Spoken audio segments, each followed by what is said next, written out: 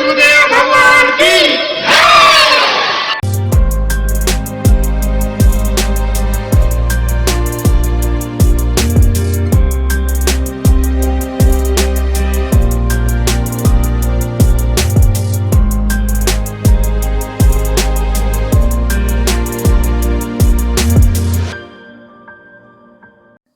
गुरुर्ब्रह्मा गुरुर्विष्णु गुरुर्देवो महेश्वर गुरु साक्षात् परं ब्रह्म तस्मै श्री गुरुवे नमः।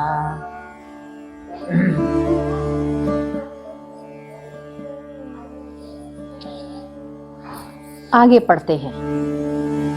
हित हरिवंश राय संवत 1596 के आसपास मथुरा के पास बादम ग्राम नामक जगह है, जहां हित हरिवंश राय ने जन्म लिया था।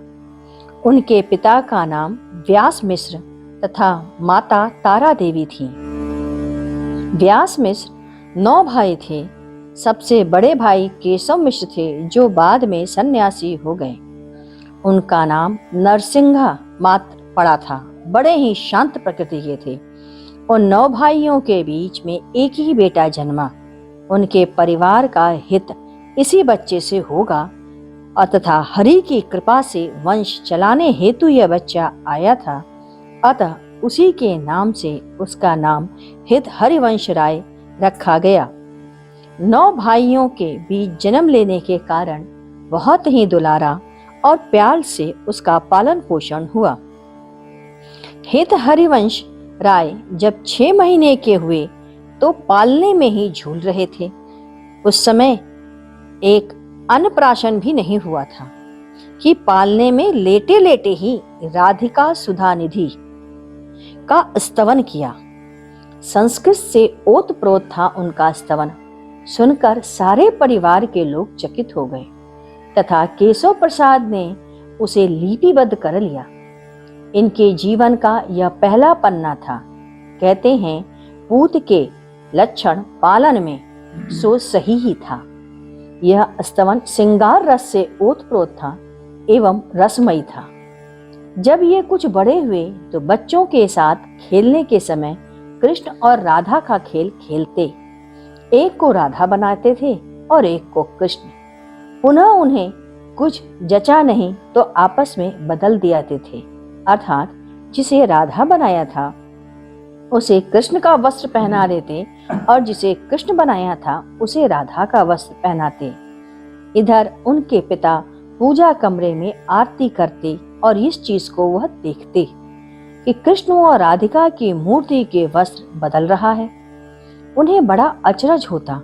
वह पूजा कक्ष से बाहर आते और बच्चा खेल खेल रहा है, वस्त्र बदल रहा है, कुछ समझ नहीं पा रहे। एक दिन उनके पिता ने पूजा कक्ष में लड्डू का भोग लगाया। देखते हैं क्या है, लड्डू के ऊपर बंडल सहित फल फूल रख दिया। दौड़े दौड़े आए और अपने पुत्र को देखा, वह भी लड्डू के ऊपर फल रखकर भोग लगाया था। अब उनकी समझ में आने लगा कि पुत्र में अजीब शक्ति है, कोई विशेष शक्ति है। धैर्य पुरुष है। जिसका बेटा ऐसा होता है उसकी 7 पीढ़ियां तर जाती हैं। झगड़ा चाहे जितना भी हो, चाहे कितना भी कर लो, परंतु जब वो नहीं रहता तो प्रेम के उस क्षणों को बहुत याद आते हैं और उसी याद से ही वह उसे तार देता है। उसके घर के पास एक सूखा कुआं था। एक दिन खेलते समय हित हरिवंश राय उसमें गिर पड़े। चारों ओर हाहाकार मच गया। पिता को मालूम पड़ा। उन्होंने कहा, जब बेटा मर गया तो हम भी नहीं रहेंगे। लोगों ने समझाया। सभी कुएं के पास आए। बेटा हाथ में राधा कृष्ण की मूर्ति लिए धीरे धीरे ऊपर आ रहा था। उसी के साथ पानी भी ऊपर बढ़ता जा रहा था। वह पानी के ऊपर सतह पर बैठा है। उस मूर्ति का नाम नवरंगी लाल रखा।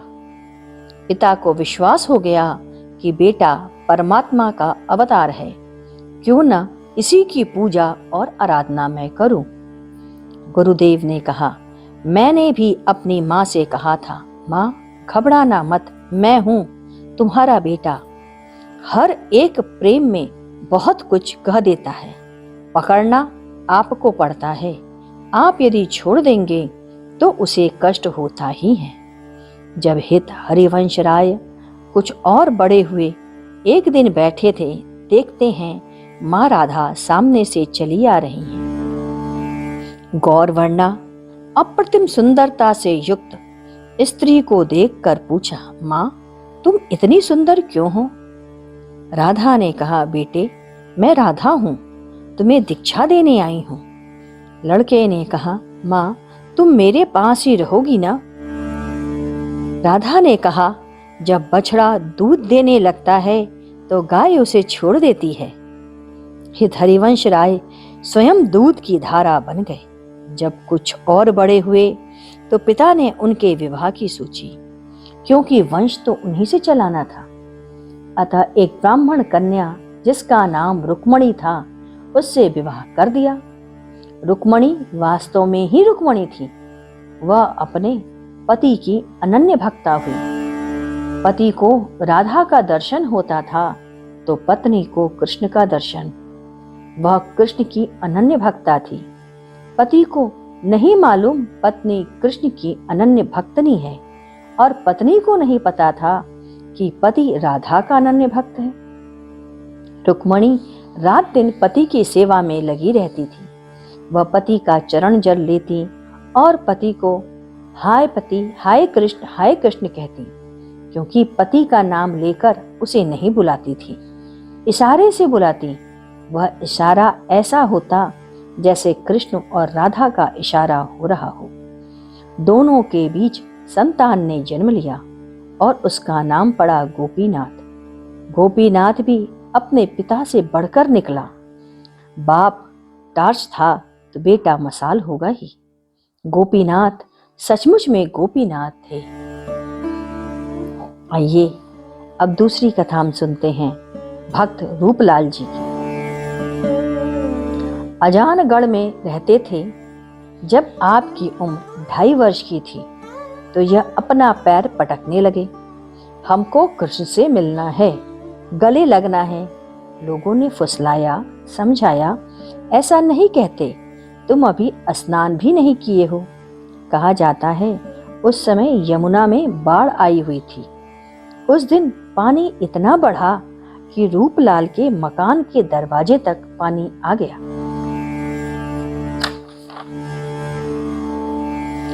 उसने उसी में स्नान कर लिया। पुनः कहने लगे, मुझे दर्शन कराओ। दर्शन के क्षण और उमड़कर लड़के रोने लगे, हमें कृष्ण के गले मिलना है। मंदिर में पुजारी ने कहा, मुझे कोई ऐतराज नहीं है। लड़का दौड़कर कृष्ण की मूर्ति से चिपट गया। उस समय भगवान कृष्ण की मूर्ति से उनके सीने के पास से एक चमक निकली। एक ज्वाला से वह महाज्वाला हो गई और दीप्तमान हो गई, प्रदीप्त हो गई। रूपलाल जी हित हरिवंश राय के वंशज थे। एक बार की घटना है कि रूपलाल जी अपने पिता के साथ पालकी में बैठकर जा रहे थे। सामने से एक मतवाला हाथी दौड़ता हुआ आ रहा था। कहार उसी पालकी को छोड़कर भाग खड़े हुए। हाथी पालकी के पास आया और अपनी सूंड से पालकी का पर्दा हटाकर रूपलाल जी का चरण स्पर्श किया और पुनः वापस चला गया। उनके पिता को उस दिन पता चला कि मेरा बेटा कोई शक्तिधर है।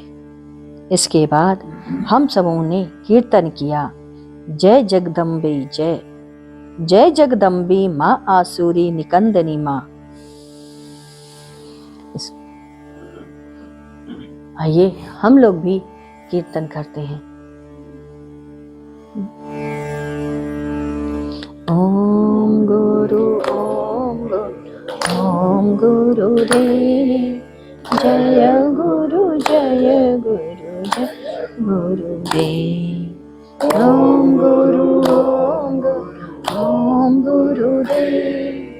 जय गुरु जय गुरुदेव। ओम गुरुदेव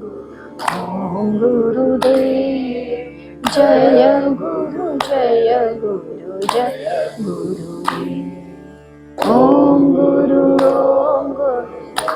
गुरुदेव जय गुरु जय गुरुदेव। ओम गुरुदेव जय गुरु गुरुदेव। ओम गुरुदेव जय गुरु गुरुदेव। ओम गुरुदेव जय गुरु गुरुदेव। ओम गुरु। बोलिए सद्गुरुदेव भगवान की जय। सद्गुरु तुम्हें शत शत नमन। सद्गुरु तुम्हें शत शत नमन। सद्गुरु तुम्हें शत शत